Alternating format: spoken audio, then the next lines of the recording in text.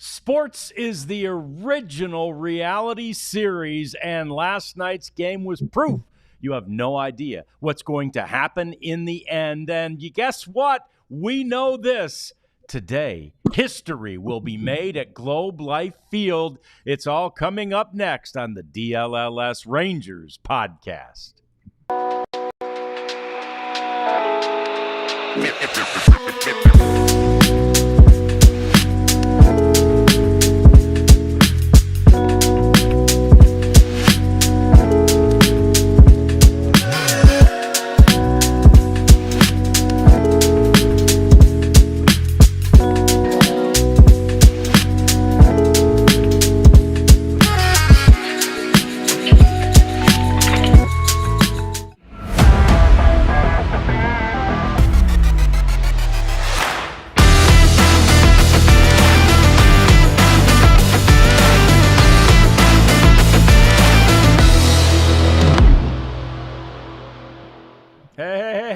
It's time to talk ball, y'all. Baseball, that is. And what a great thumbnail of last night's game we saw there. It is the DLLS Rangers podcast. John Radigan here with Abby Jones. Jeff Wilson joining us from Globe Life Field, where he's covering the finale of this series against the Oakland A's. And Jeff, let's just get right to that history I referenced in the cold open. That is the fact that this is the last game that will ever be played by a team called the Oakland A's at Globe Life Field.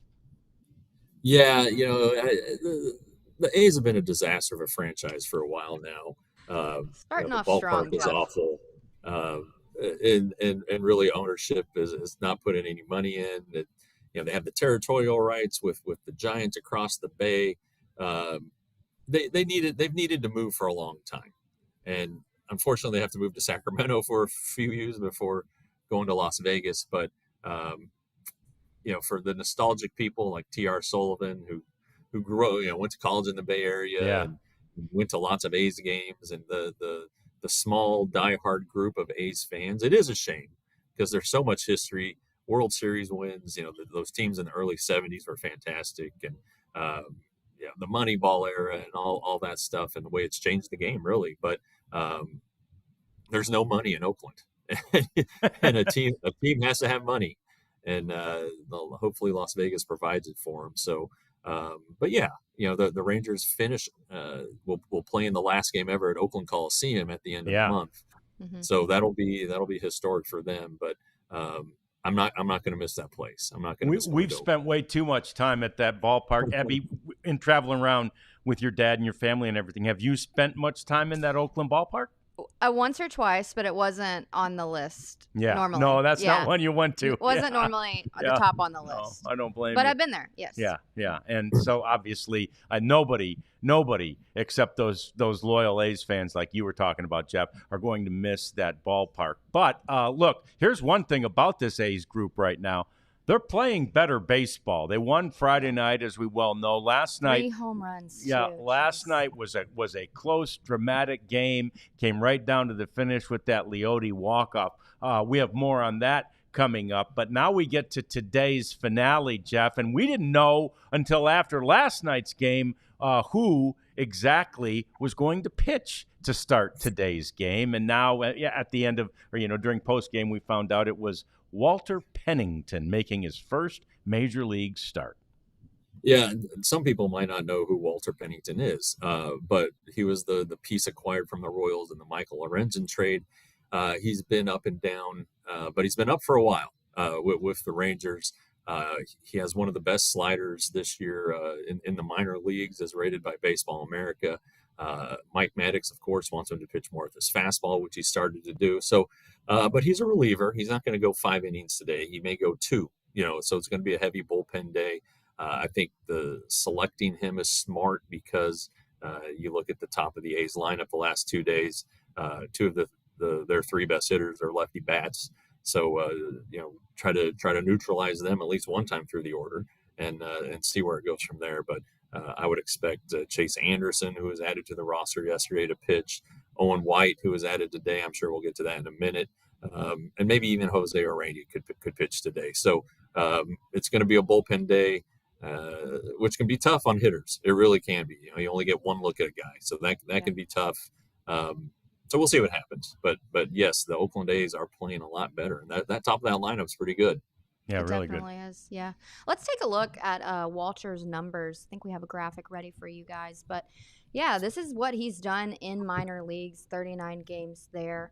What do you like about this that you're saying, Rads? Well, there's a lot to like about it. And like Jeff was mentioning the stuff, and there is a lot that you question there too. So, but the ERA is the thing that jumps out at you. The ERA is pretty good. The issue, I guess, Jeff, a little bit is that, and I know it's not your traditional start. It's not like they're asking him to, go 6 innings, but it is different coming in against major league hitters at the start of a game, and that's what Walter Pennington is doing today. Mm-hmm.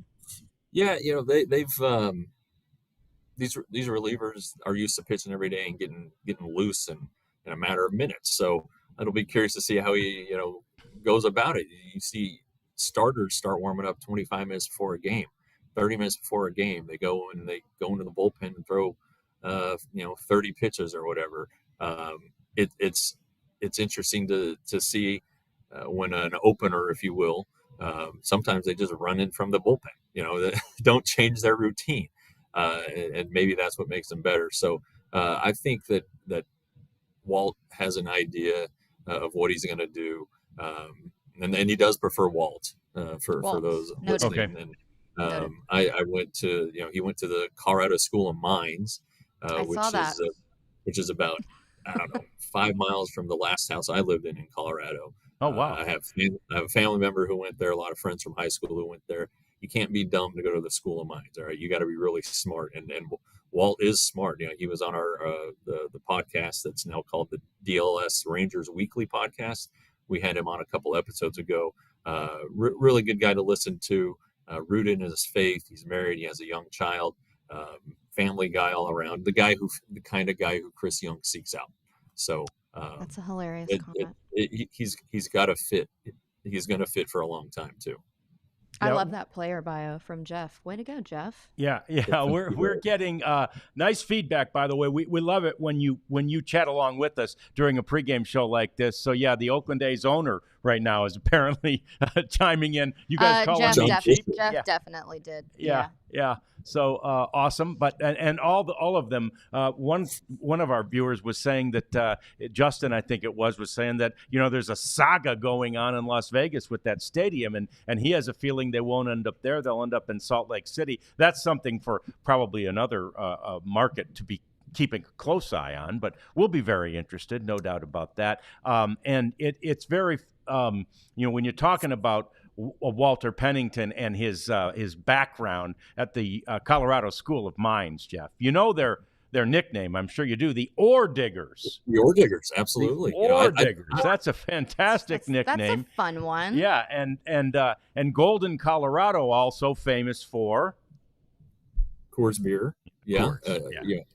Huge employer in that area in Jefferson County. My neighbors growing up worked at Coors. I had some friends in school. Their family worked at Coors. That last house I was telling you about that I lived in, I mean, it was a straight line from once you got out of our neighborhood right to the Coors Brewery. At night you could smell the hops and you could smell everything being brewed. So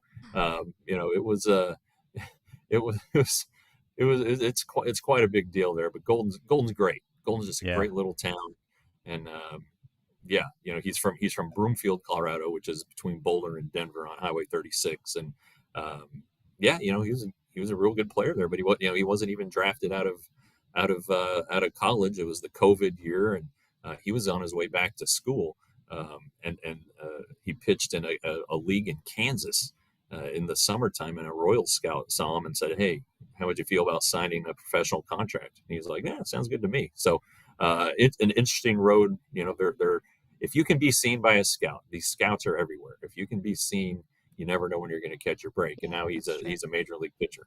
Yeah, the cream always rises to the top, right? It does. And he has risen to the top. He is the first Ore Digger ever to be a Major League Baseball player. But speaking of Royals, I think we have some news to get into.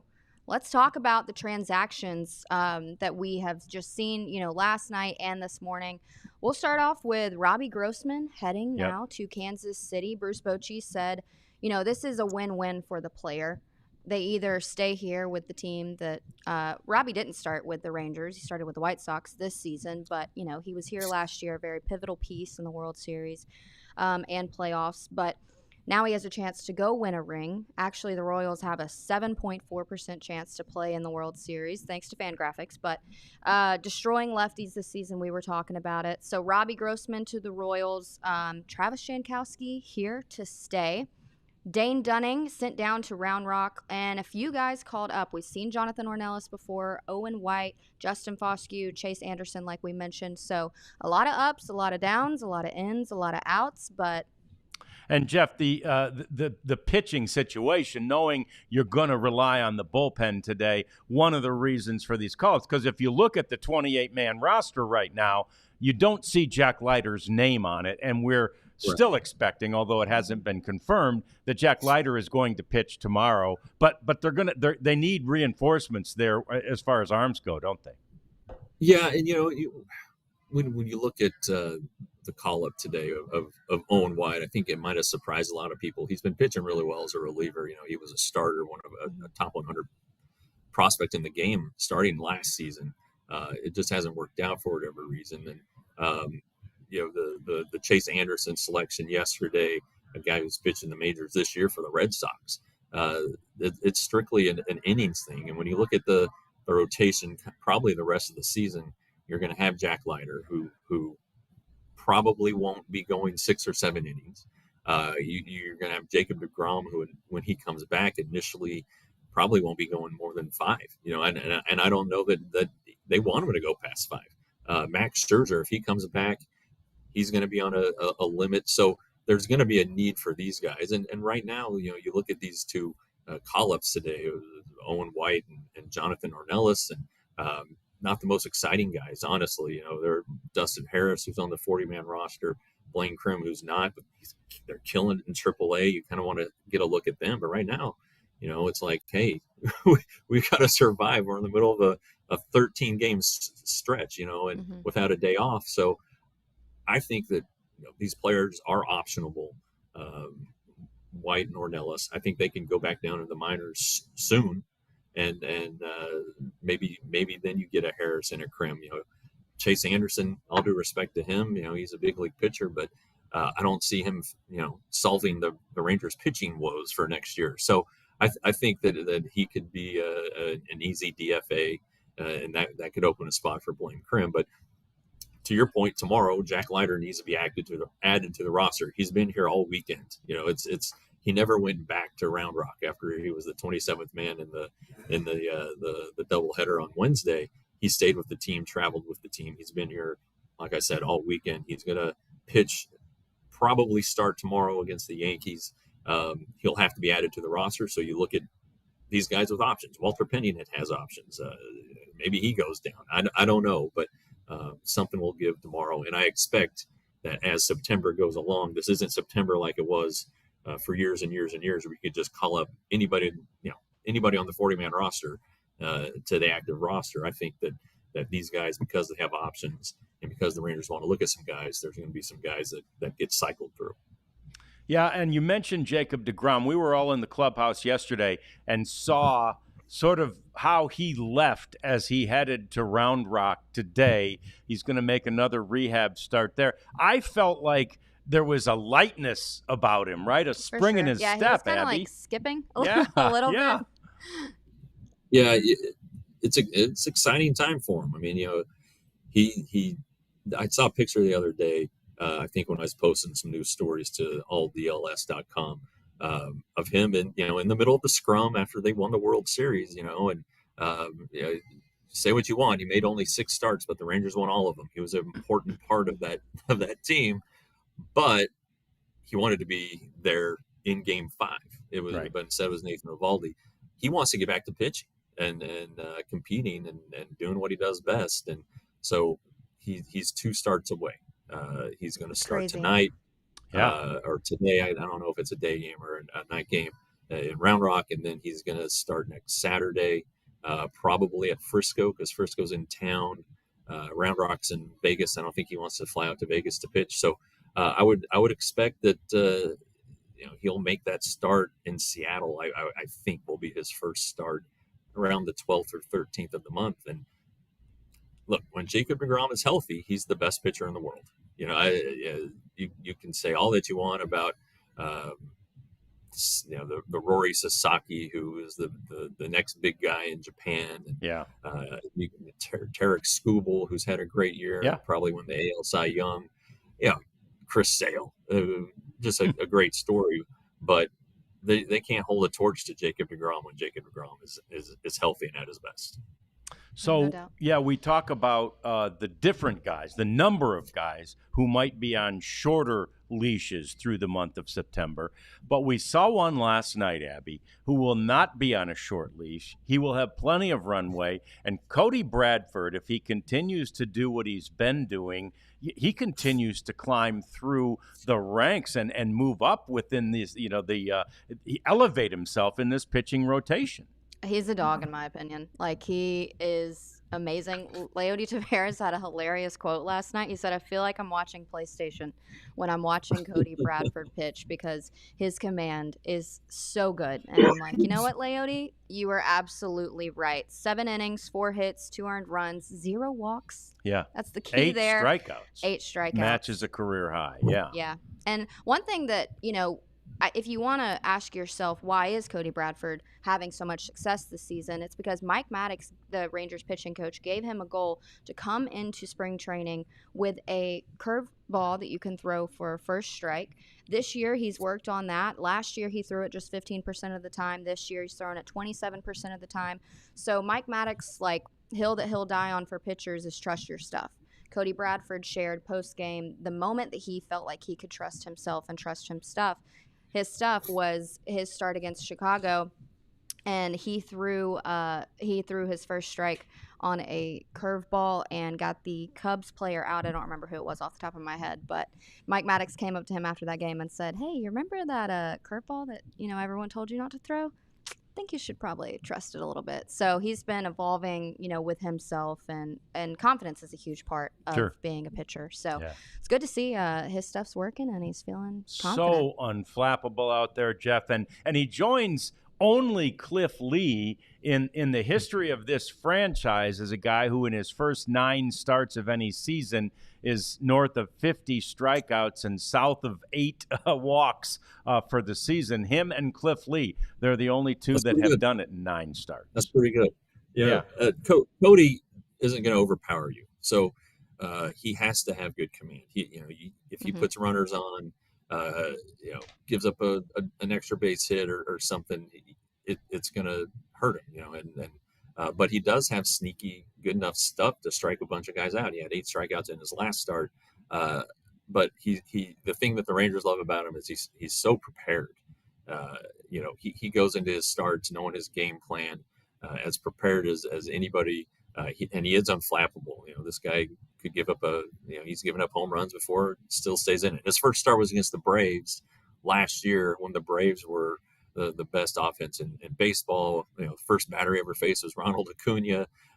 It hasn't been an easy task for him, but he did throw the curveball in college at Baylor. And so Mike Maddox has been encouraging him to get it back in his arsenal. It was a definite project in spring training. In fact, after every start, he would say, I threw some curveballs and had, it's getting better. And then he snapped that one off in his first start of the year against the Cubs way, way, way back. I think it was still March. And got just the confidence has built with it, or continued to build with it. And this guy, Bruce Bochy loves him. Mike Maddox loves him. Chris Young loves him. He gets outs. He's going to be cheap. I think he's going to be in the rotation next year. He's given no reason.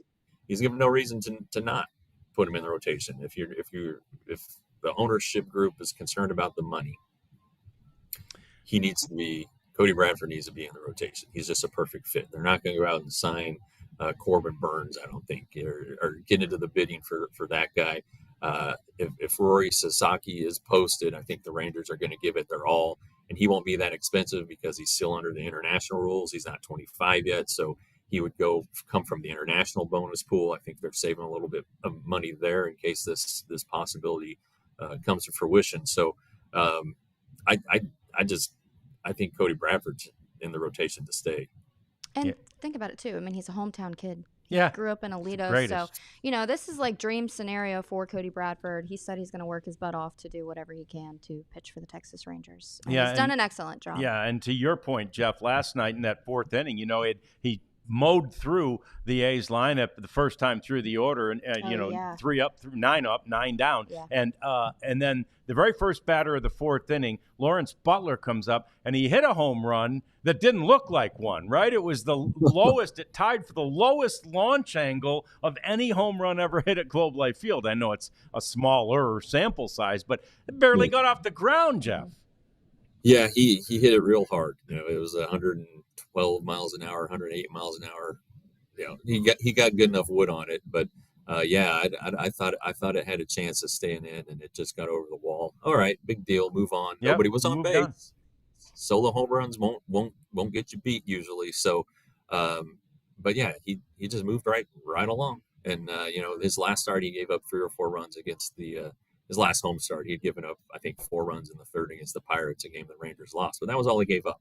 He pitched well enough for the Rangers to win that game. And honestly, you could make an argument he should be have a perfect record, and that the Rangers should have won however many of his starts he's up to now, 9. So it's just fun to watch him pitch. It really is. He's a craftsman.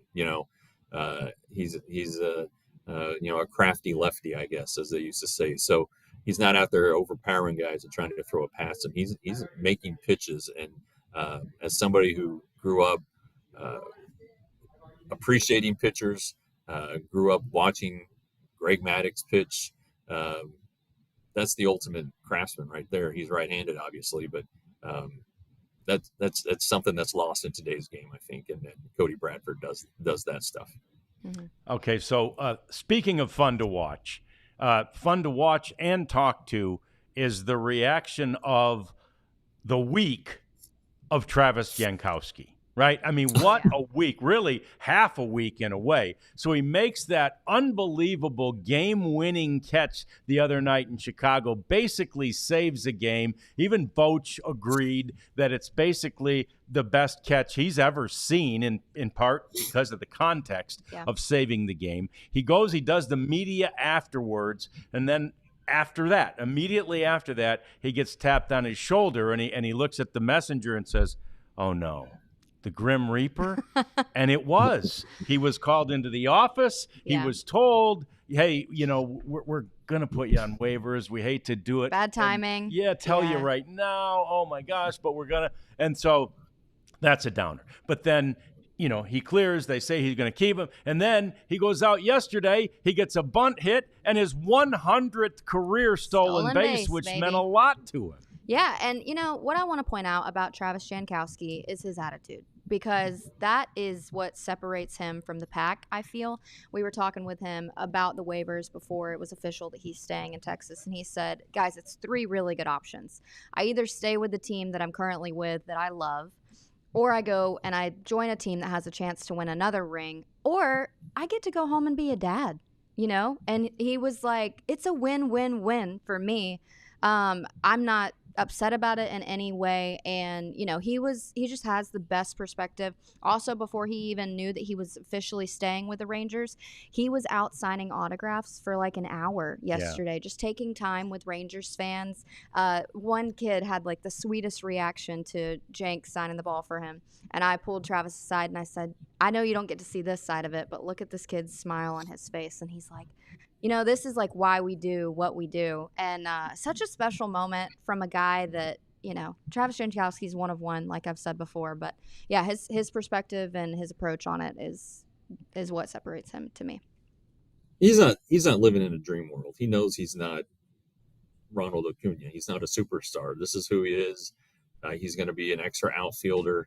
And he knew that signing up, hopefully that, when he signed in late January, hopefully the Rangers were going to go back to the World Series. Everybody thought they would, or at least be a playoff team. It didn't work out that way. He said he said he started not worrying, but wondering when he was going to get that tap on the shoulder about 3 weeks ago, because he knew that this was a possibility. But he because he understands his lot in his baseball life, where the player that he is, that helps him with perspective. He's not a rookie. He knows, he's seen it happen to a lot of guys before, but the two biggest things in his world are his family and his faith. Yep. And as long as he has those in order, he, whatever happens, happens. He was in talked to him, what was it, Friday, when he was still on waivers and wasn't sure which way it was going to go. And he was like, hey, whatever happens, happens. It drives his wife crazy, he said, because she's the one worrier. packing. Yeah, my mom packed many a bags.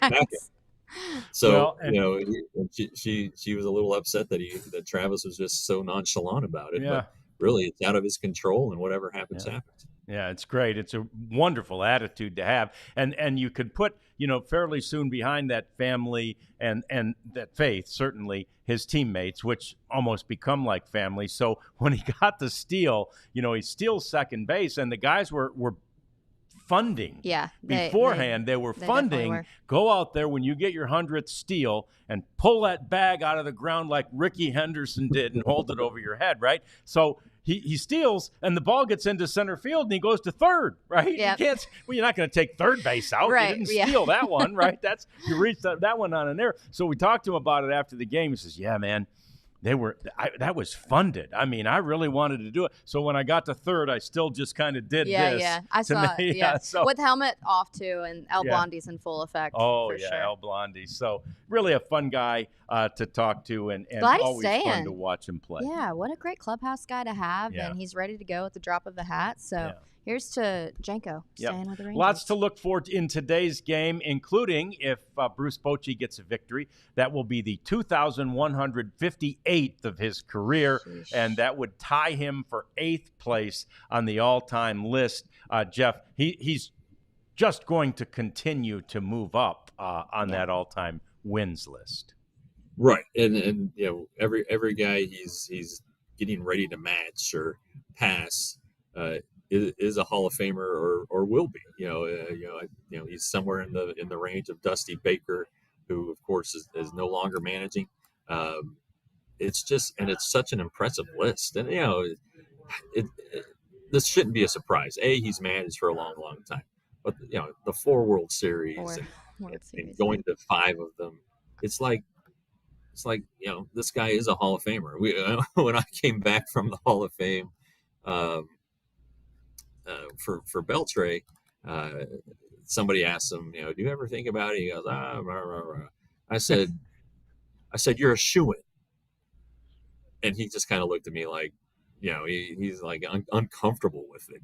The thought of him, Bruce Bochy, being in the Hall of Fame with guys, Babe Ruth is in the Hall of Fame. Obviously not as a manager, but just to be in that company, he kind of is humbled by it and doesn't like to talk about it. But anyway, So today he catches Bucky Harris. It's Joe McCarthy's coming up. Well, he's never going to catch Joe McCarthy, but just guys who were so successul. So good for him. And man, his story times, the absolute best. We learned yesterday he was in a movie with Tom Selleck, and I'm like, do you know how many cool stories you have to just that not even be like something that you think of unless Tom Selleck is literally brought up in conversation? Right, which you did, which was classic. He was a lookalike. Search DLLS Rangers, and you'll see Tom Selleck he and Tom Selleck, Boch when he's younger, and Tom Selleck in the Tiger hat. They look very, very similar. Spot on. Jeff, great stuff from you as always. Eat some frozen grapes for me, please. I just misspoke. He has already caught Joe McCarthy. He's never going to catch Connie Mack. That's who I. That was my part. Gotcha. Okay, very good. So we corrected it, right? So don't worry about it, people. And we also got baseball coming up. It's a holiday weekend. It's baseball. It's history. Jeff, thanks. We'll talk to you after the game. And Abby, thank you as always. Perspective is great, and we are ready. We're going to go on upstairs. We're going to sit there and watch baseball and talk to you afterwards on the DLLS Rangers podcast. Play hard, have fun. We all silly like the mayor.